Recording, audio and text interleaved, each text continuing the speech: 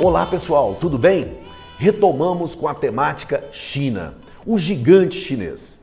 E agora para falar de um período que foi o chamado Grande Salto, o Grande Salto à frente. Uma tentativa do Estado chinês de queimar etapas na dinâmica de evolução de sua economia.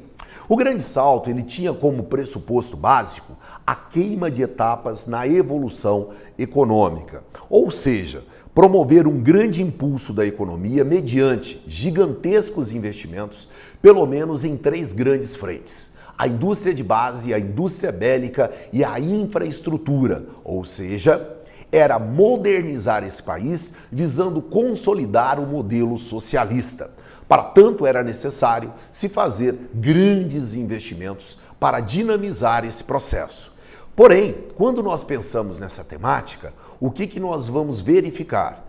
Que esse projeto enfrentou vários problemas. Dentre eles, um nível de produtividade relativamente baixo, uma produção incipiente ou insuficiente, uma baixa qualidade, uma intensa burocratização, uma falta de competitividade e, pior, predominou uma concentração de investimentos no setor bélico, no setor armamentista, o que contrariava por demais o seu principal aliado da época, que era a então União Soviética. O resultado foi o fracasso. E a fome se alastrou pelo país. Milhões de chineses morreram de fome, porque não havia produção suficiente para atender a demanda. Veja as imagens que trouxemos para vocês da população chinesa naquele período, vivendo os efeitos da fome e implorando por comida. Era então um momento extremamente complexo que a China vivenciava. Para você ter uma noção melhor, entenda o que está ocorrendo do ponto de vista geopolítico.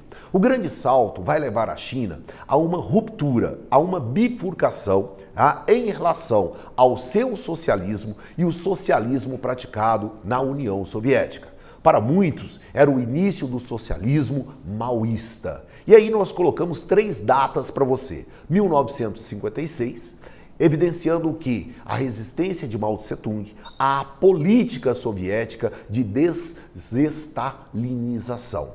Por quê? Porque, na prática, Mao Tse-tung queria um socialismo nos moldes maoístas e não queria mais estar sob a tutela da então União Soviética. Começam aí as rivalidades. Em 1958, o Grande Salto é implementado e, consequentemente, acaba resultando em um grande fracasso. E o alvo era, obviamente, promover uma dinâmica de aceleração da modernização por meio da industrialização acelerada, o que não ocorreu. E esperava-se que a coletivização das propriedades rurais dessem um resultado positivo. Porém, catástrofes naturais provocadas pelos climas de monções acabou determinando perdas de safra de forma esplendorosa. Estima-se que 48 milhões de chineses vieram a falecer.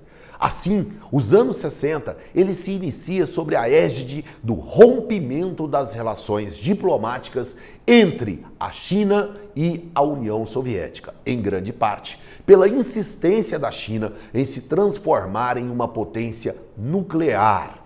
Era o início de uma ruptura que iria se consolidar a posteriori, fazendo com que tivesse início o isolamento chinês no cenário geopolítico internacional. Iria gerar um fechamento. Assim, podemos observar que nesse contexto de virada dos anos 50 para início dos anos 60, está havendo uma ruptura, uma divisão dentro do bloco socialista entre dois gigantes, a então União Soviética e a China socialista de Mao Tse-tung. E assim, em 1964, o país irá realizar os primeiros testes nucleares, mostrando que insistiu no investimento do setor nuclear e já tinha condições de produzir. era a China se transformando em uma potência bélica, o que tornava ainda mais importante o papel deste país nos anos 60, em pleno contexto de Guerra Fria. Era o início de uma China que se transformava em uma potência bélica e nuclear, com o socialismo maoísta rompendo com o socialismo soviético. Era então o isolamento da China. A China se mostrava um país fechado e isolado, porém na condição de uma potência bélica nuclear, o que gerava um terror psicológico no mundo, pois o que será que ocorria dentro da China?